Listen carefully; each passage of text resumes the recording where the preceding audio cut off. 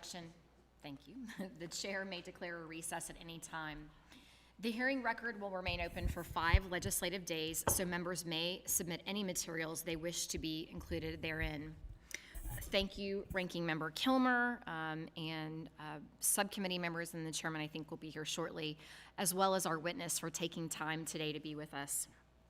This is the Modernization Subcommittee's first legislative hearing.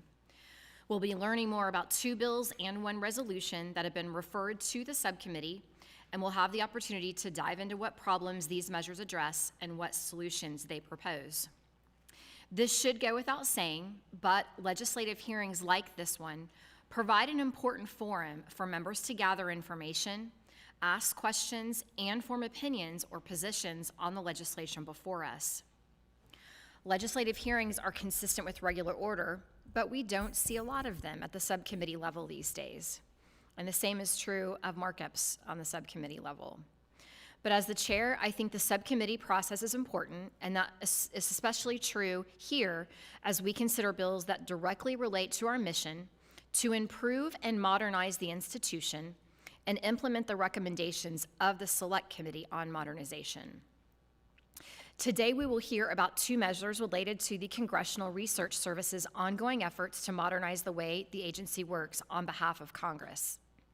We will also learn more about a resolution introduced by my colleague, Ranking Member Kilmer, and co-sponsored by full committee Ranking Member Morelli, that's based on a Select Committee recommendation to create a Congressional Commission on Evidence-Based Policymaking. The Modernization Subcommittee held a hearing in April of last year to examine CRS's efforts to improve their processes and products in ways that reflect how today's Congress operates. It was clear then that more work was needed, but I am pleased to say that we have seen the agency take positive steps to improve culture and modernize operations. I fully recognize the work CRS analysts do to support Congress. That work is invaluable. And I'm encouraged and excited with the results recent changes have yielded, and I look forward to the continued progress and the modernization of CRS. Robert, I want to personally thank you for your leadership. And on that note, I am pleased that we are joined today by Robert Newland, CRS's interim director, who, in addition to speaking about the 2 CRS-related bills on the agenda today, will update the subcommittee on some of the agency's ongoing efforts to improve and enhance services. Mr. Newland will discuss the underlying problems that the 2 CRS bills address and explain how they will help strengthen the agency's mission to support Congress. I'd like to note that for all members of the subcommittee, we jointly introduced these bills as we all saw value in what they set forth to accomplish. Access to federal agency data is critical to CRS's mission to provide timely and accurate research and analysis to Congress. The agency's current statute, which hasn't been seriously modified in 50 years, needs to be updated to reflect new forms and uses of data. The Select Committee on Modernization recognized this problem and recommended enhancing support agency access to federal data. And the bill we are discussing today does just that. The Select Committee also recommended examining legislative support agency authorities more broadly to determine if they need to be updated, and this bill is certainly consistent with that goal. I will say here that our intention continues to be a larger examination of CRS's organic statute with an eye toward developing more modern authorities and congressional directives that better support CRS's work and more accurately reflect the needs of Congress today.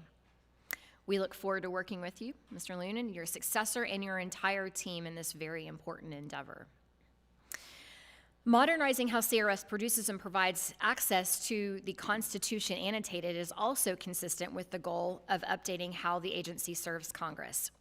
Conan, as this massive tomb is known, has been available online since 2019. Would you like to, take gander at this? There we go. It's a bicep work. There we go. Yeah. It's an arms day. Let's turn that around so we can see it. The digital version is regularly updated and has gotten millions of views since its inception. And meanwhile, producing this hardbound version is costly. According to the most recent estimates available from CRS and the GPO, the 2012 hardbound Conan cost taxpayers approximately $1 million to produce. And we are waiting on estimates for the 2022 version. But expect they will be nearly the same. So getting rid of this behemoth print requirement enhances efficiency and is a very easy cost-saving measure. The second panel today includes 3 witness experts who can share additional views on Congress's access to the use of federal agency data. They'll shed light on legislative and executive branch interactions and provide perspective on some of the challenges analysts face accessing data and how the work that CRS does on behalf of members and staff is impacted when analysts can't get data. Understanding the different ways that data can inform the policymaking and oversight process is another important part of the conversation, and is considering partisan bias in data and how we ensure the data is accurate and reliable. At this time, I will now recognize the ranking member, Mr. Kilmer, for the purpose of providing an opening statement.